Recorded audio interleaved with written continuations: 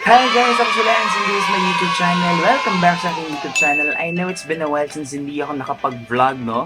Yung huli kong vlog yata was pandemic time pa yata. So ngayon, andito tayo ngayon sa bahay namin. Ako lang masolo nga for now. So ngayon, ang vlog natin ngayon ay yung paano nga ba ako nagpe-prepare sa Dr. Love and ayun, paano ba ako nagpe-prepare, paano ba ako naghahanda, ano ba yung mga ginagawa ko before showtime. Kasi ngayon, it's 9:29 na ngayon. Yun, mag-aalas na ba ng gabi. So, ngayon, dito ako sa setup ko. So, ayun. So, ayun, here's my setup. Ngayon, syempre, naka-laptop ako ngayon. Laptop. Ngayon, actually, naka-zoom pa ako ngayon. Pero, sa ngayon, actually, I am currently setting up. Tapos, ayun. So, yan, ang gamit ko, yan, laptop. Tapos, interface, ilaw, syempre, mic. Ayan, this is my mic. Sendo yata to if I'm not mistaken. So, ayun, so naka-ready na tayo. Nandito na sa StreamYard Studio. Well, syempre, ako munang ipakita kung ano yung nangyayari. Pero, syempre, while waiting sa StreamYard at magsimula ang programa, kwento ko muna sa inyo kung paano ko nag-start sa Dr. Love. Nag-start ako sa Dr. Love bilang ako ay matagal lang tagapakinig ng programa. And siguro mga 2011 or 2012, nung college days pa ako noon. So that's mga 13 years ago. So doon ako nagsimula makinig sa programa. And one thing that I like about the program is yung talagang practical pero sound advice ni Brother Jumbanag. Hi Brother Jumbanag, shoutouts po sa'yo. Kumbaga, napakalaki ng role ng Dr. Love Radio Show sa pagpapanatili at pagpapaalala ng mga values sa mga tao ngayon dahil syempre nandiyan na ang hamon sa teknolohiya, mga challenges na nagbabagong panahon, so tendency nagbabago rin ang mindset ng mga tao tungkol sa mga bagay-bagay.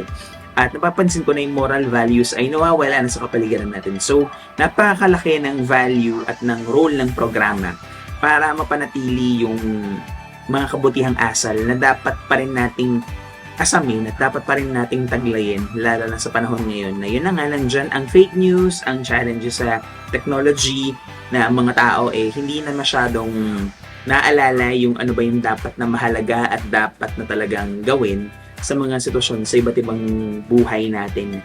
At malaki rin yung papel ng programa sa mga listeners kasi bilang isa sa mga tagapakinig parang natututo rin ako sa kung ano bang dapat kong gawin. Parang natututo ako na maging isang mabuting tao, maging isang mabuting Kristiyano, no?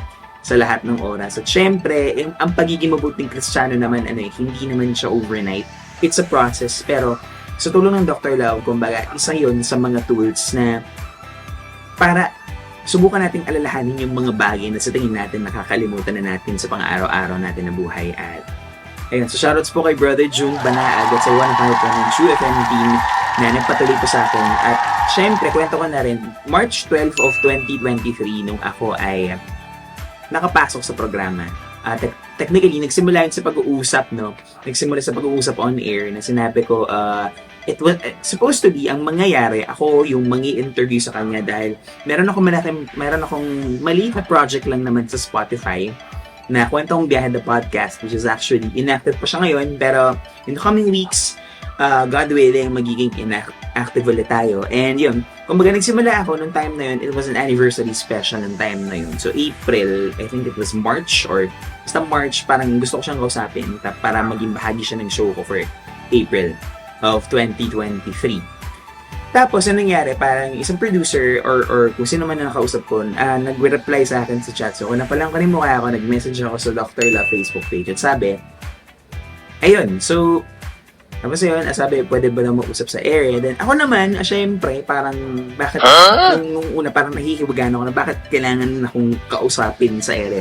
Pero sa loob-loob ko, sige, wala namang mawawala kasi kumbaga ako naman ay isang typical na fan ng programa na talaga namang nakakatulong sa mga tao in terms of their spiritual and moral na mga bagay-bagay, mga moral judgments, may para mapanatili ang moralidad sa lipunan natin.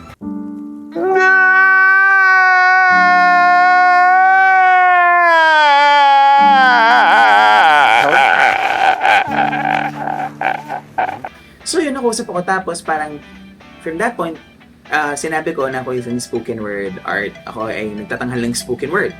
So, ang nangyari, pinasample ako ng producer, tapos, nagustuhan ng production, nagustuhan ng himpilan.